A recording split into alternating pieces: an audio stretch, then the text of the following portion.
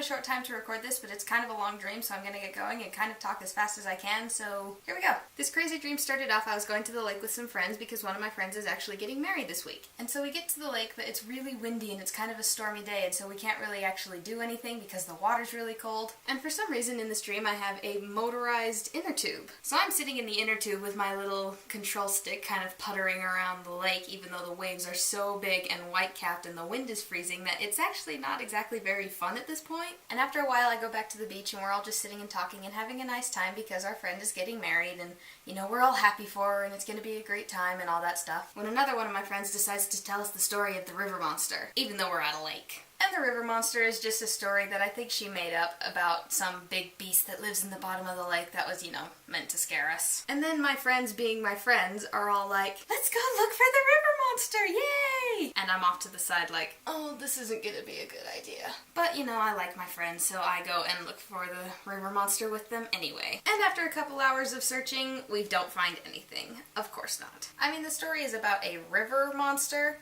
and we are at a lake. I mean, there's kind of a difference. And so when it's my time to leave, I go over this little sandbar that I didn't notice before, and it's more lake. And over on that part of the lake is my little motorized inner tube that I'm going to kind of putter home. And weirdly enough, my cousin is sitting in it, and she is actually trying to take it home. And so I put on my swimming goggles,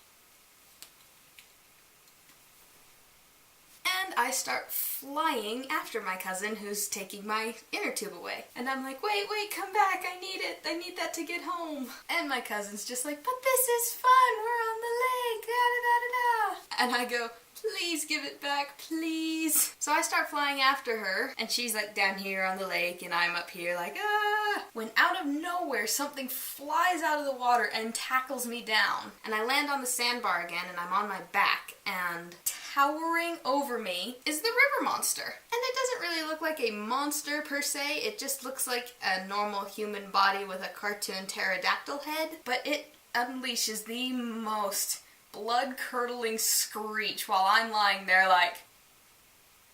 And so I take off, and I'm running, and I open this door, and I don't really know where the door came from, and I slam it behind me, and there's an inner tube on the other side of the door, and I jump on it, and I start sliding down this like water slide hallway, and it deposits me on this grassy lawn that's somewhat nearby the lake, and there are a bunch of my friends and family and other friends there, and in the pure relief of getting away from this terrifying river monster, we have something of a party. And my favorite part of this whole thing is that we started doing a very fabulous cover of Earth, Wind & Fire's Shining Star. And because it's practically a music video at this point, a bunch of characters from, like, franchises started showing up. Like, I know for a fact I saw Draco Malfoy there. But instead of Crabbe and Goyle behind him, it was actually Dan and Phil, which was kind of hilarious, and I loved it. And I think I also saw, like, Hermione Granger and Tony Stark and stuff, and we were all just having a great time and dancing and playing and singing, and